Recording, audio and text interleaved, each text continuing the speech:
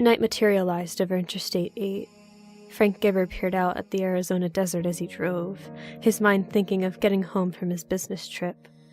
His van suddenly stalled and came to a complete stop. His check engine light began to flash. "Damn it," he exclaimed. Frank reached to open the driver door and stopped himself as he immediately thought of the urban legends and horror stories that involved people leaving their vehicle at night to never see day again. Maybe I can call for help, he thought as he pulled out his cell phone. His signal had no bars. Of course, he blurted out to himself.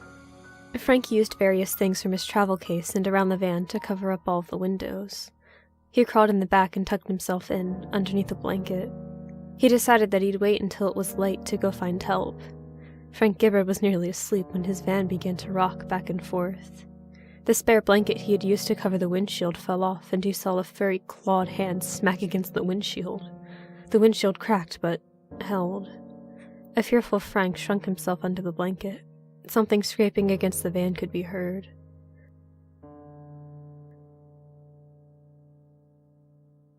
"7 a.m. rolled around and the sunlight shone into the van through the windshield. The warmth of the sun bathed Frank's blanket. Its warmth calmed him. Frank came out from under the blanket and slowly peeled the makeshift covers off the windows. He saw nothing but road and desert for miles. That was both good and bad. After grabbing a few essentials, Frank cautiously stepped out of the van. His van was shot. Scratch marks adorned the metalwork. The back left tire was shredded. The back doors were decorated with dents that appeared to have come from a large fist, and the windshield was cracked. What the hell did I manage to avoid? Faced with no alternative, Frank Gibber walked north on the I-8, longing for his wife. The further he walked, the more animal carcasses he found. Initially, Frank was unfazed. He became disturbed when he noticed a similarity between them all. The teeth were missing. His gut told him that whatever had assaulted his van was responsible, and that the same fate awaited him if he couldn't find refuge before nightfall. After walking for several hours, Frank's water supplies were not, and his walking had been reduced to staggering. He'd nearly given up hope after he staggered for what felt like miles. His hope was restored when he managed to spot a house in the distance. Frank dizzily rang the doorbell. He silently prayed that someone would answer. His prayer was answered when the door swung open to reveal a well-aged man in his boxers. Frank's mind raced with horror stories about recluses that ate people. "Please, don't eat me," Frank managed as he succumbed to dehydration. Frank's eyes opened. He slowly took in his surroundings to find that they were unfamiliar. All he knew was that he was in a house. The power was out and the owner was nowhere to be seen. As he slowly rose from the couch, he heard a crash to his right.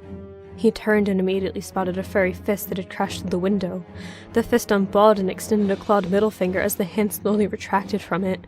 The whole house began to shake. The shaking was followed by loud roars that were coming from outside. The shaking stopped and the front door splintered open as Frank's van crashed through it and part of the wall. The driver door opened and out stepped. Frank's eyes shot open as he awoke from his nightmare, to a loud piercing sound that he realized to be his own screams. The aging man he had seen earlier was now fully clothed and walking over to him while shushing. Frank blinked a couple of times to clear his head. "You're clothed now." "I was doing laundry when you showed. It isn't like I get visitors out here." "Well, welcomed visitors anyway," the man replied in a southern accent. "So you aren't going to kill me?" "Not unless you deserve it. Why would you go and think of something like that?" "I've had nothing but bad luck. Being butchered and eaten seemed like the natural progression of things. You clearly didn't end up here by choice. What brought you here?" "My van broke down and was attacked in the middle of the night," Frank cautiously replied in an effort to hide that he wasn't from around Arizona. "It sounds like you met old Gumjaw." "Who?" "Not who, but what. Gumjaw has been around these parts for a while now, and he's a crafty old bastard. A few years back he got my dog and nearly me. I barely made it inside in time," the southerner replied in an ominous tone. Normally, Frank would have called anyone crazy that told him such. This was not one of those times. "What is this Gumjaw? What does he want?" I know not what it wants, but I have noticed that it has a fascination with teeth, likely because it's missing all but a single tooth.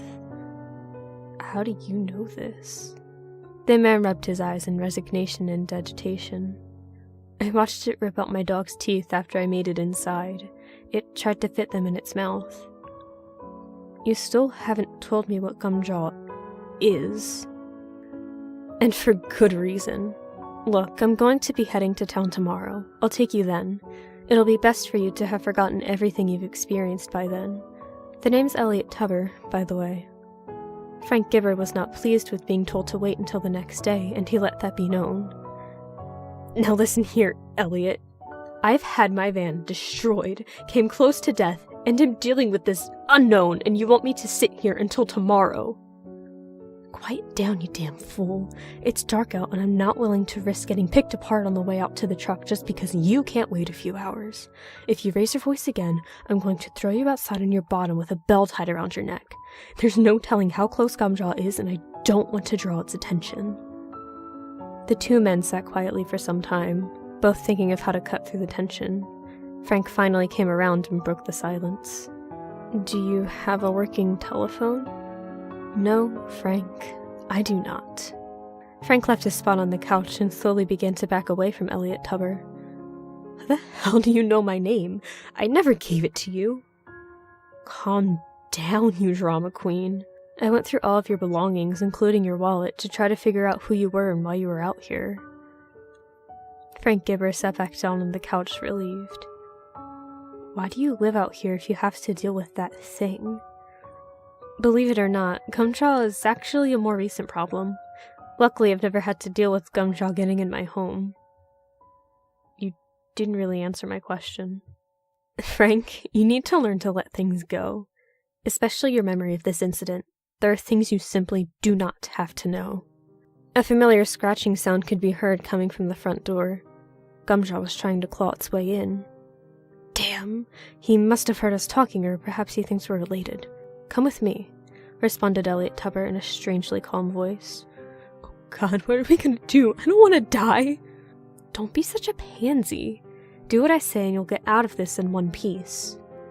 Frank turned his head back toward the door as he and Elliot were climbing the stairs. The beast's head was through a freshly carved hole in the door. It was trying to claw its way through. Frank was nearly pushed to his breaking point when he saw the creature clearly for the first time. Oh, how Frank regretted it. Gumjaw's eyes were brilliant but unsettling emerald, his ears so pointy and all the better for hearing, his mouth all gum except for a single tooth, his nose all black and wet, and his fur the dullest of grays. That's a fucking werewolf, Frank exclaimed in the panic. Frank followed Elliot into a dark room. Elliot slammed the door shut and flicked on the light. Various firearms were encased in cabinets, but that wasn't all that caught Frank's eyes. The walls of the room were adorned with stuffed heads that belonged to various beasts. Werewolf, kappa, lizard man, and yeti, to name a few. Elliot Tubber began to speak, his southern accent missing. Frank, I haven't been forthcoming with you. The fact of the matter is I used to be a monster hunter. Gumjaw is of my doing. A few years back, I caught wind of Gumjaw's presence in a small town down in Louisiana. I confronted and fought Gumjaw in a swamp. I emerged victorious, sir, so I thought. When I thought Gumjaw was dead, I tore out all his teeth as mementos, since I couldn't take his head as I had to go back through town. As I was on the final tooth, his eyes opened and his jaw snapped down. He almost got my hand with a pair of pliers, he claimed. Up until Gumjaw, the whole silver bullet being needed to kill werewolf thing was just a myth. But with Gumjaw, that has just got to be the only way. There's always some way to kill something. He has the ability to heal from the most grievous wounds. Frank stared at Elliot with wide eyes. What is a damn werewolf doing in this desert? It followed my scent. It wants its teeth back. So you live out here because you didn't want to lead it into a town?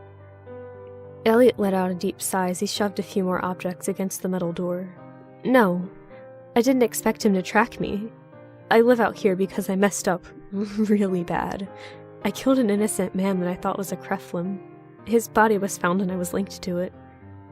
I'm a wanted man. This house was provided to me by another member of my organization. What's a creflum? Never mind that. Have you ever used a gun before? Just a couple of times. Good enough, Elliot responded as he handed Frank a magnum. So is this thing loaded with silver bullets? Elliot snorted as he picked up an AK. No, where and how would I even go about getting bullets made of silver? Then how the hell are we supposed to kill that thing? Who said anything about killing it? Your trip to town just got expedited.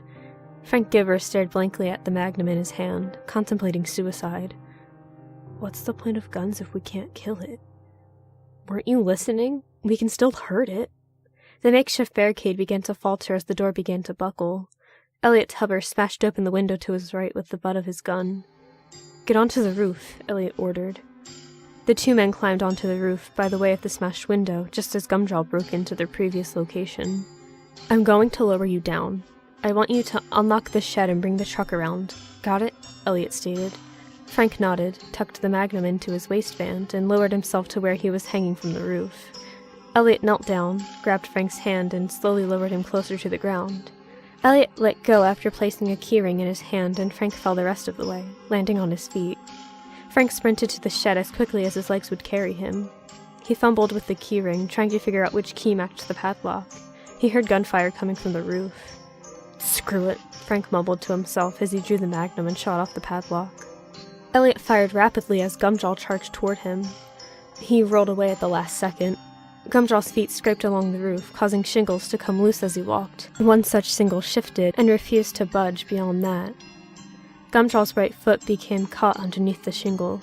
Elliot smiled when he noticed his adversary's predicament. He pulled the trigger and waited for bullets that never came. Elliot looked down and realized that his clip was gone. He then looked back at Gumjaw and saw a piercing on the lone tooth was the ammo clip. The rumble of an engine could be heard. Elliot decided to take a risk and turned his head to where he could glance down off the roof. The truck roared past his location, then the house, and onto the interstate. Fuck you, Frank, Elliot muttered.